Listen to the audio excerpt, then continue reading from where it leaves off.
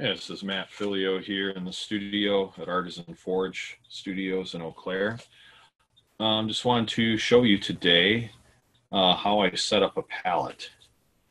There's a couple different ways a person can do it, and artists have all different kinds of approaches as far as why they would choose a certain color scheme.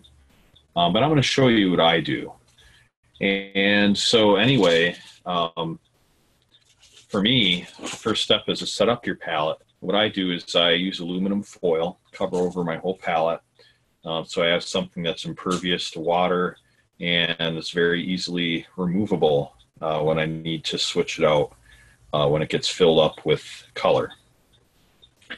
The first step in choosing your palette, at least in the way I do it for acrylic painting, is to look at your reference photo. And so this is my reference photo, if you can see that.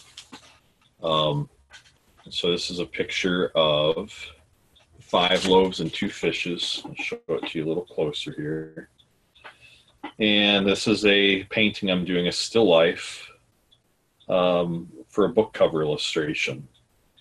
And so look at the overall color scheme and say this is mostly earth tones, although we do have some blue represented. And I'll need almost every spectrum of color. I even have a little bit of a reddish tone in the fish, on their undersides. And so just about every color will be needed, but if you have a color palette that introduces too many different colors, sometimes your painting can lack unity. So you don't want to go overboard and include too many colors. So the good rule of thumb is to put down as many colors as you need to achieve the realism you want in your painting, and don't add one more color in addition to that. So just enough. A standby color for me is raw umber dark, and I like to arrange that in the lower corner. I have my paint in these nice refillable tubes that I got from a camping supply site, rei.com, and then I buy my paint in bulk from novacolor.com in pints and quarts and gallons, and I actually just pull this crimp off the top, refill it, and I can keep reusing these tubes. And it's a great way to save time and money, so that's the way I do it.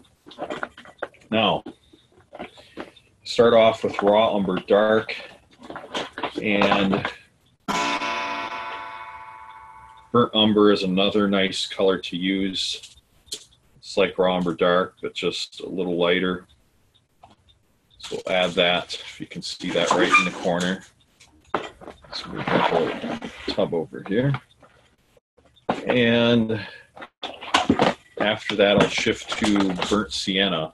Now, if I was doing a portrait of a person, that would be a little different, but burnt sienna is going to be nice to capture some of the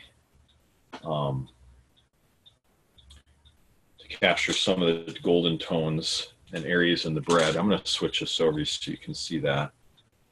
But in the reference photo, just to capture some of those golden tones in the flatbread and that kind of thing. So that would be the next step. Switch back. Again, so you can see the whole palette. So we have burnt sienna. And then I'm going to go with yellow ochre, which I'll use to basically get the look, that golden light going in the top part. I might have to add another yellow to that as well, but we'll go with yellow ochre. And then I'm going to go with Ultramarine Blue. Ultramarine Blue.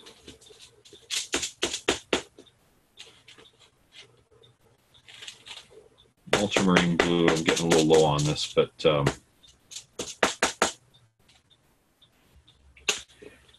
I'll have to refill this tube up.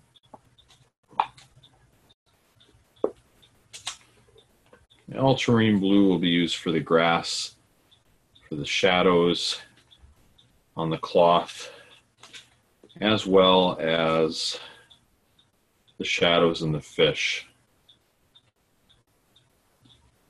Try to avoid black. I don't like to use black very often because it's kind of a dull color. It's much better to mix your own black using brown and blue. But I will use black in a pinch just to match small areas if I need to. Now, next I'll move into the red spectrum. So I'll use some alizarin crimson for that. That's a nice reddish tone. And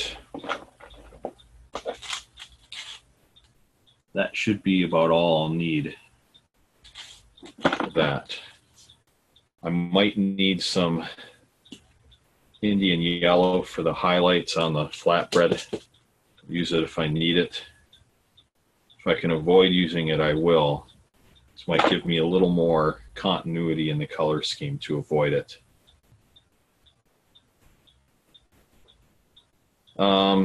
And then lastly, I'll go with some white.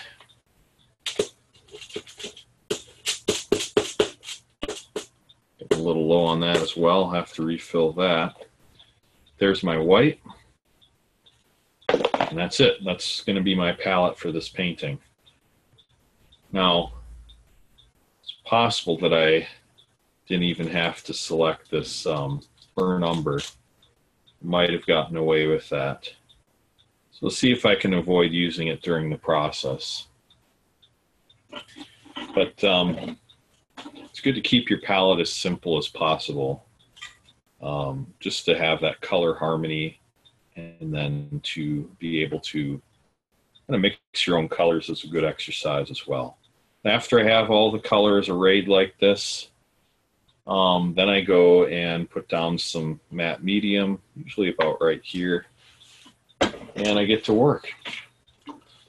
So anyway, I just wanted to show this to you very quickly, how I prepare my palette for a typical painting. Even though this isn't typical, this would still be typically how I would do it for a portrait as well. But hope this helps you out in your own acrylic painting. And if you found this information valuable, you can subscribe to my art updates over at mattphilleo.com. And I'd be happy to share more techniques with you there. So also, please subscribe to this YouTube channel, and don't forget to hit like if you like this information here. So thank you so much, and be blessed in your painting. I'll talk to you later.